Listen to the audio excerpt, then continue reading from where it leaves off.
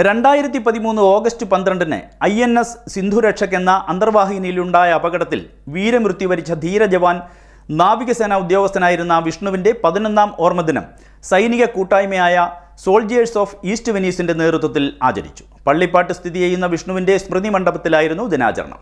2013 ഓഗസ്റ്റിൽ INS സിന്ധുരക്ഷക് എന്ന അന്തർവാഹിനിയിലുണ്ടായ അപകടത്തിൽ വീരമൃത്യു വരിച്ച ധീരജവാൻ നാവികസേനാ ഉദ്യോഗസ്ഥനായിരുന്ന വിഷ്ണുവിന്റെ 11ാം ഓർമ്മദിനം സൈനിക കൂട്ടായ്മയായ സോൾജിയേഴ്സ് ഓഫ് ഈസ്റ്റ് വെനീസിന്റെ നേതൃത്വത്തിൽ പള്ളിപ്പാട് സ്ഥിതി ചെയ്യുന്ന വിഷ്ണുവിന്റെ സ്മൃതി മണ്ഡപത്തിൽ ആചരിച്ചു.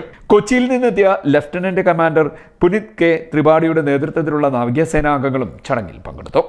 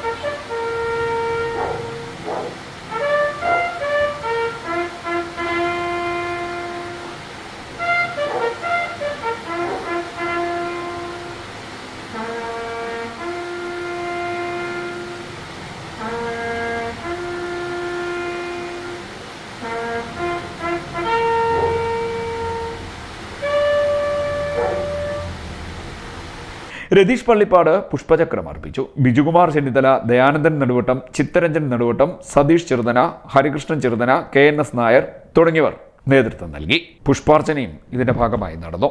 നാട്ടുകാരും വിഷ്ണുവിന്റെ ബന്ധുക്കളും ചടങ്ങിൽ പങ്കെടുത്തു. CD news Harippad.